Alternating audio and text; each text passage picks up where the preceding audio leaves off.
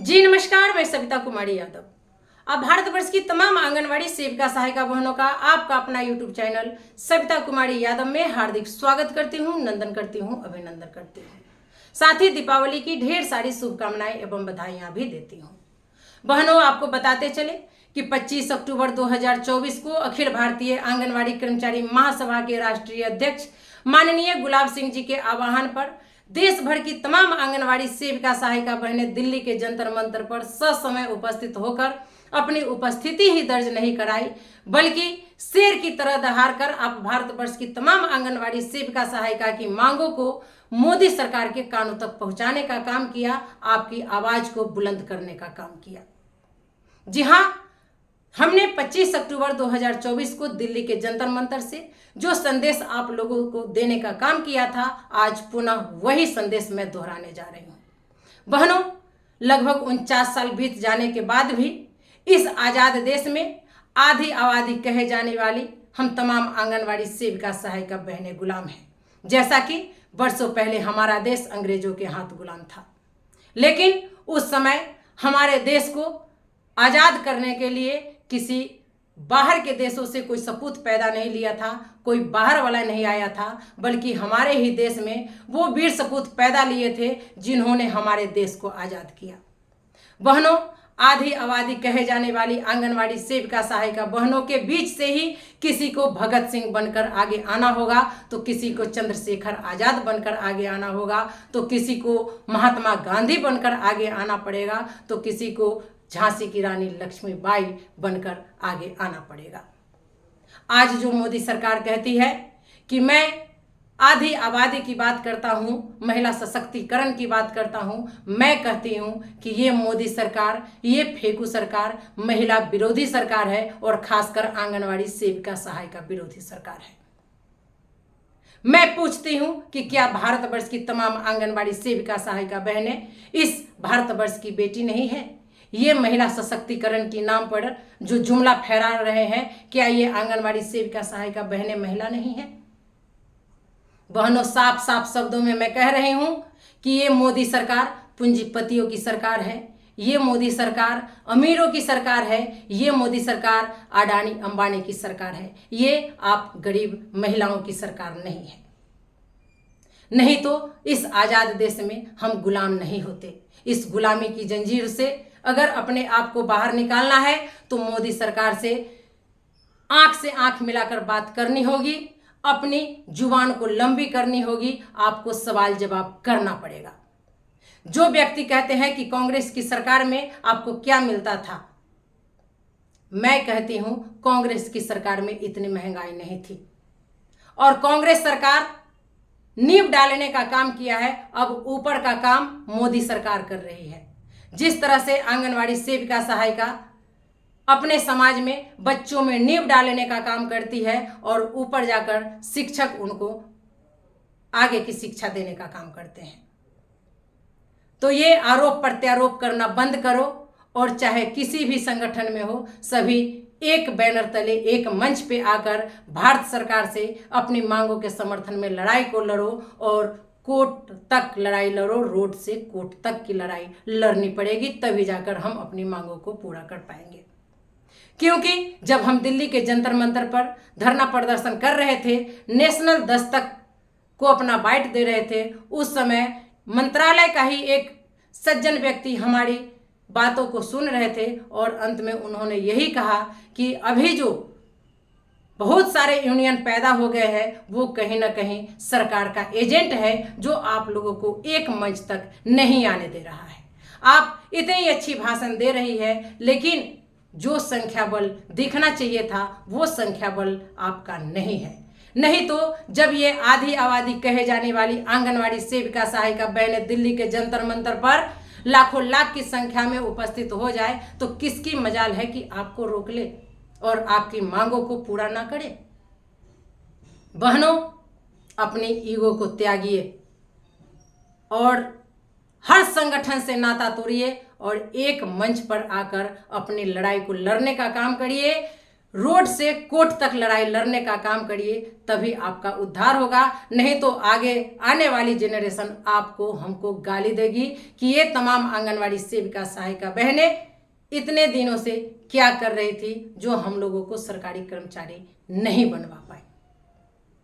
बहनों, मैंने उस मंच से ये भी कहा था कि जब हमारे बिहार राज्य में हमारी आंगनवाड़ी सेविका सहायिका बहनें अनिश्चितकालीन हड़ताल पर चली गई थी, तो हम अखिल भारतीय आंगनवाड़ी कर्मचारी महासभा वाले असहयोग सत्याग्रह आंदोलन का आगाज किया और केंद्रीय महिला एवं बाल विकास मंत्रालय भारत सरकार से सवाल किया कि अगर हम 4 घंटे के कर्मचारी हैं तो इस 4 घंटे में सिर्फ स्कूल पूर्व शिक्षा और गर्म पका हुआ पोषाहार बच्चों को खिलाते हैं, तो बाद बाकी 4 सेवाएं हम किस समय देते हैं।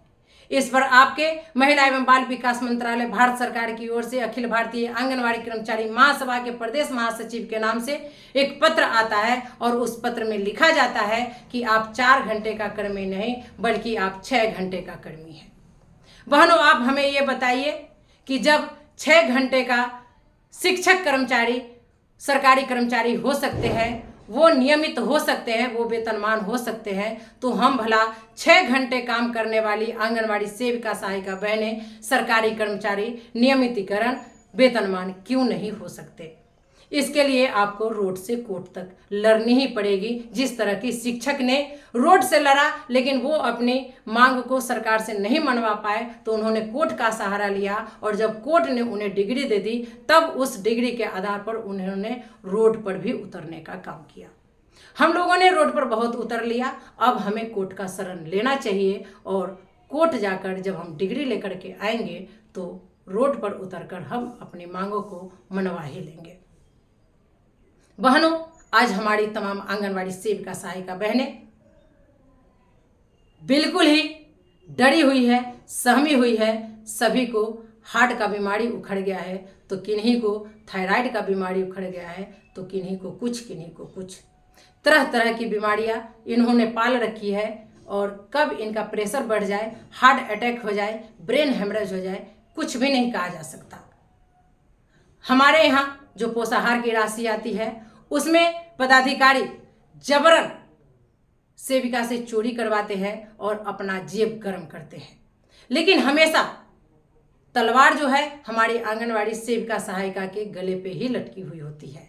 अगर कोई भी कार्रवाई होगी तो वो आंगनवाड़ी सेविका सहायिका की होगी, ना कि किसी भी पदाधिकारी की होगी। इसलिए हम कहते हैं कि जो राशि आती है ईमानदारी पूर्वक जनता के बीच में परोस दीजिए।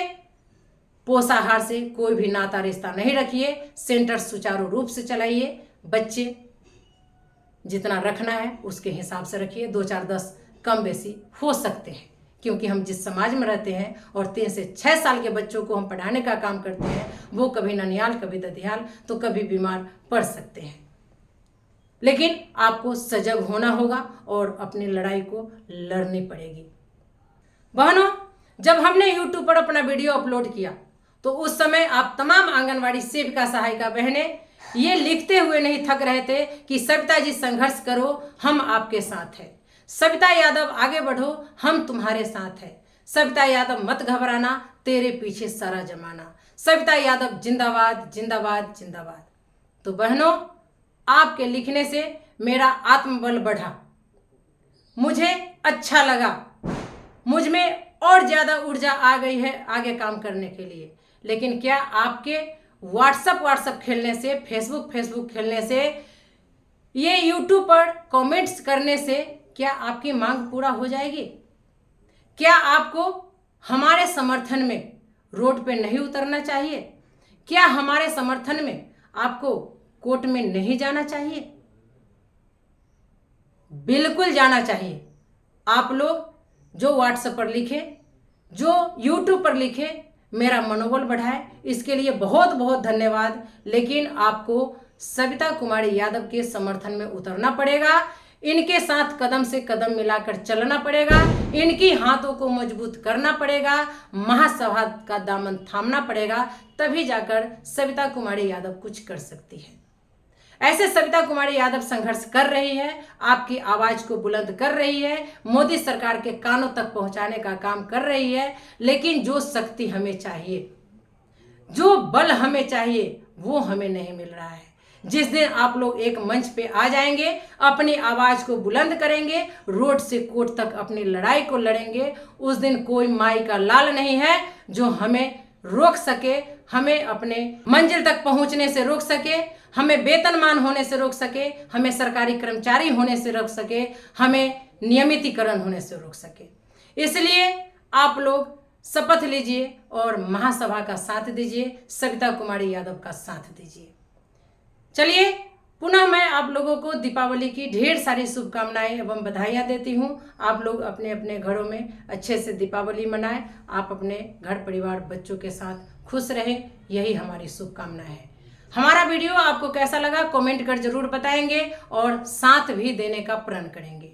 तो आज के वीडियो में बस इतना ही, फिर मिलते हैं अगले वीडियो में कुछ और नई जानकारियों के साथ। तब तक के लिए हमें आप विदा दीजिए। नमस्कार।